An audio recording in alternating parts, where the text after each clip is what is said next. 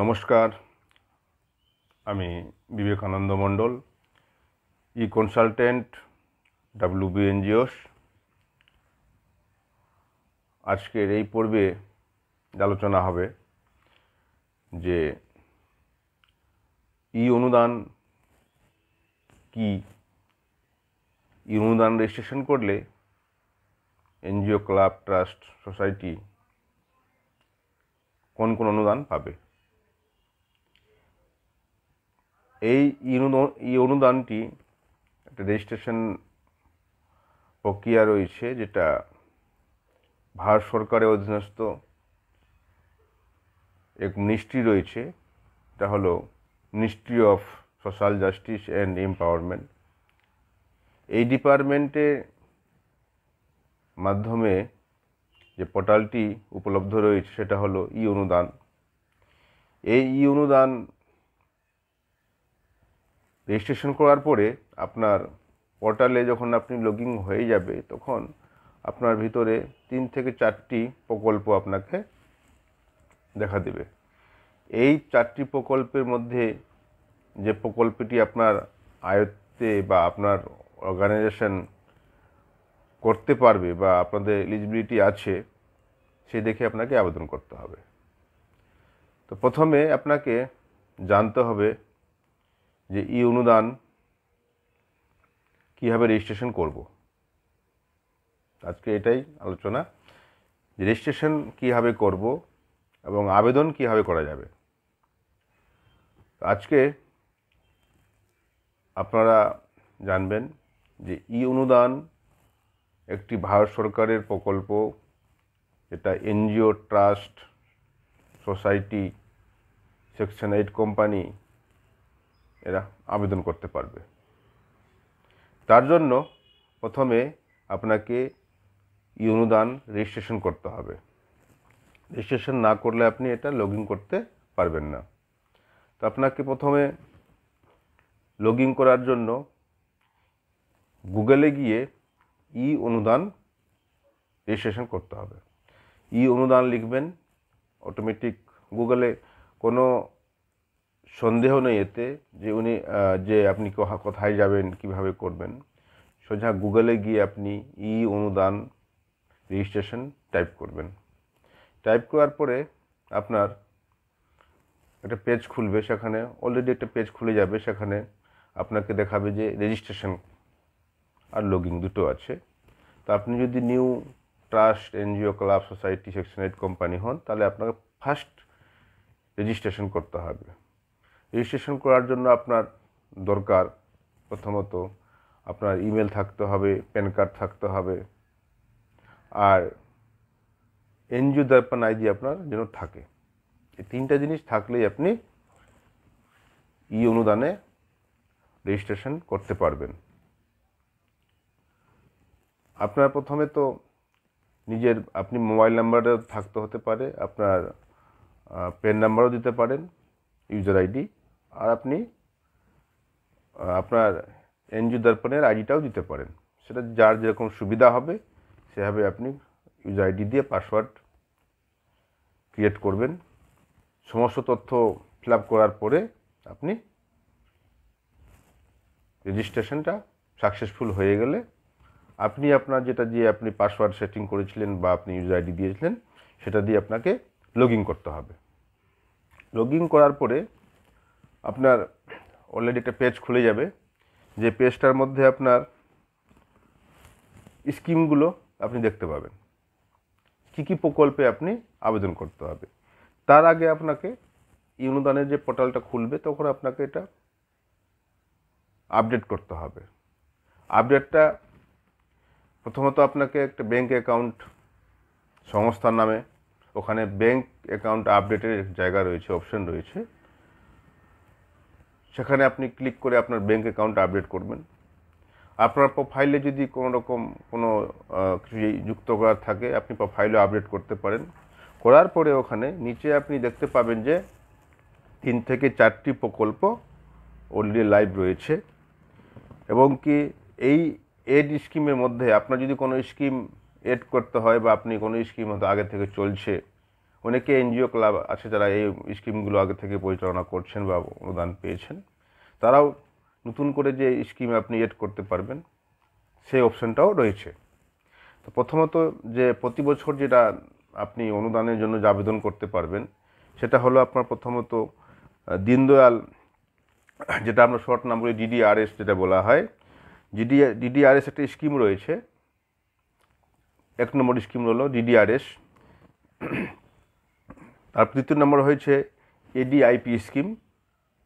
ADIP স্কিমটা আপনার assistant person of যারা হ্যান্ডিক্যাপ্টের জন্য আপনি এটা আবেদন করতে পারবেন, এটা প্রকল্প রয়েছে। 3 নম্বর রয়েছে এনএপি ডিডিআর, যেটা হলো আপনার national action plan of drug. মানে ধরুন যে আপনার এলাকায় অনেক সময় যারা নেশা মুক্তি কেন্দ্র অনেকে শুনেছেন, নেশা মুক্তি কেন্দ্রে একটা প্রকল্প, আপনার এনজিও ক্লাব সোসাইটি রেজিস্ট্রেশন যারা অলরেডি রয়েছে তারা নেশা মুক্তি কেন্দ্র অনুদানের জন্য নিতে পারেন, যারা নেশা মুক্তি কেন্দ্র আছে বা খুলবেন সে বিষয়ে প্রকল্পটি। তারপরে রয়েছে NAP senior citizen, national action plan of senior citizen. Senior সিটিজেনের উপরে কেয়ার আছে, সিনিয়র সিটিজেনকে কীভাবে কেয়ার করা যাবে, কী করে সিনিয়র সিটিজেনদের মানে রক্ষা করতে হবে, কীভাবে আপনাকে ওকে ওল্ড এজ কেয়ার যেটা বলা হয় কথায়, যে তাকে মেডিকেল সাপোর্ট দেওয়া, তাকে ধরুন সময় খাওয়া দাওয়া সাপোর্ট, অনেক কিছু সাপ্লিমেন্টের সাপোর্টের একটা স্কিম রয়েছে, সেটা আপনার এনএপি সিনিয়র সিটিজেন প্রকল্পটি রয়েছে। আপনি যখন লগ ইন করবেন সময় যেগুলো আমি বলছি সেগুলো আপনি কিন্তু অলরেডি আপনি সেখানে পেয়ে যাবেন।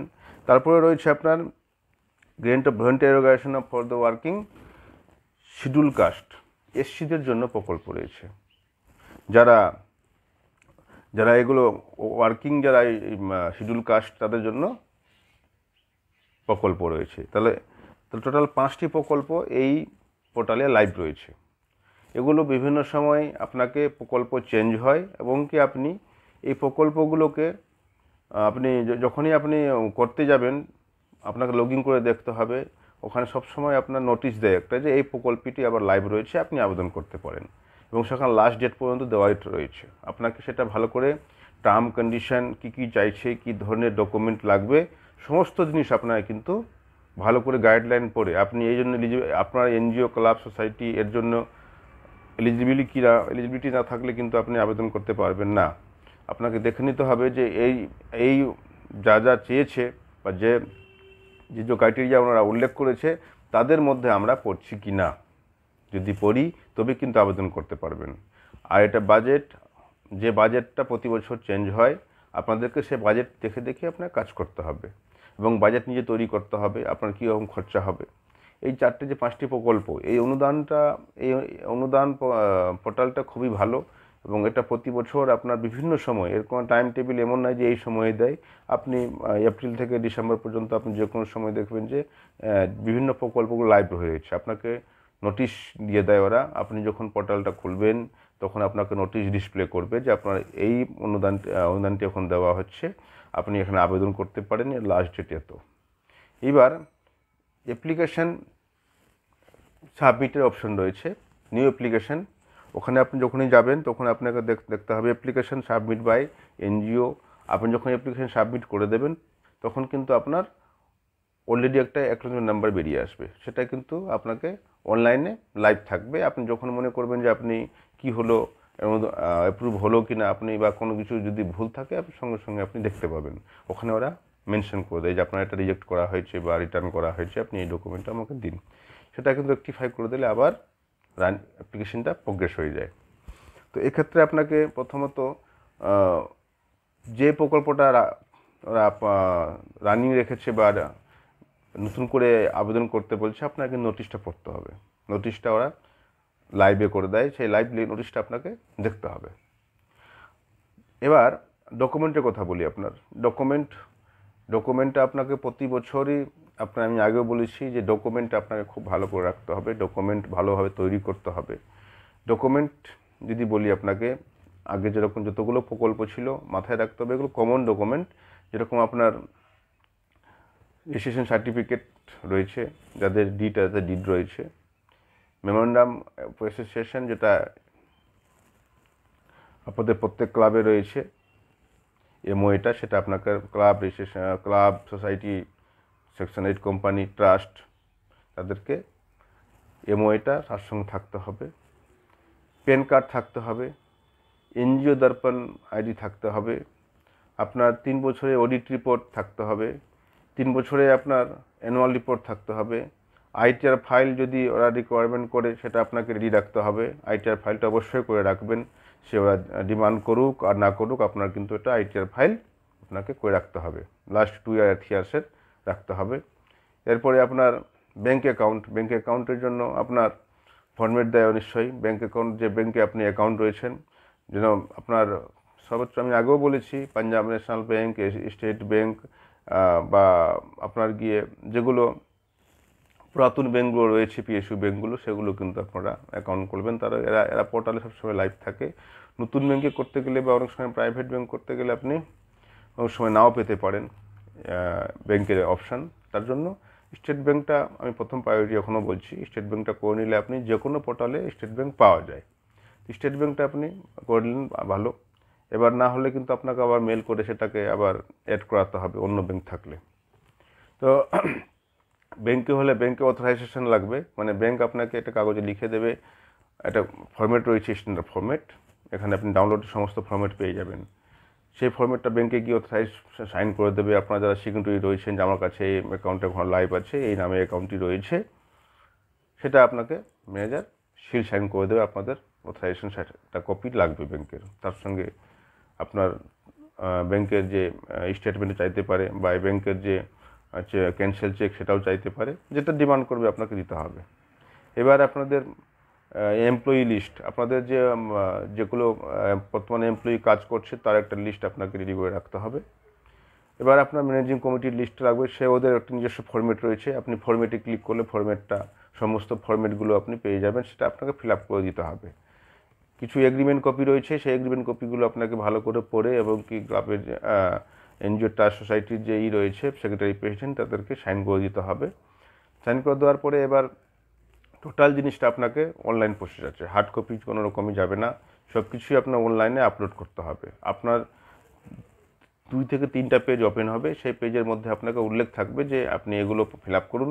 নেক্সট করার যাওয়ার পরে আপনি সেখানে ডকুমেন্ট আপলোড যে বলবেন, পরপর লেখা থাকবে যে আপনি এই ডকুমেন্টগুলো আপনি আপলোড করুন। সেই ডকুমেন্টগুলো আপনাকে যেই প্যারামিটার দেওয়া চাইবে, বা যেভাবে আপনারা সাইজে ওনার যেভাবে গ্রে স্কেল হোক, যেভাবে হোক, আপনি দেখে নেবেন, ভালো করে দেখে নিয়ে এটাকে আপলোড করতে হবে। আপলোড করে সাবমিট করলে অলরেডি এটা পোর্টালে সাবমিট হয়ে যাবে। সাবমিট হওয়ার পরে আপনি একটা অ্যাকনোলেজমেন্ট কপি পেয়ে যাবেন, সেই কপির নাম্বারটা আপনার রাখতে হবে, এবং সেটা আপনার এই পোর্টালটা লগ ইন করে আপনাকে দেখতে হবে যে আমার অ্যাপ্লিকেশনের স্ট্যাটাসটা কী রয়েছে। যদি কোনো রকম রিটার্ন হয়, কোনো রকম যদি কোনো রকম ডকুমেন্ট চাই, তাহলে আপনি নিজেই ওখানে দেখতে, কোথাও যাওয়ার দরকার নাই, কারো ফোন করার দরকার নাই, আপনি নিজেই সব কিছু দেখতে পাবেন।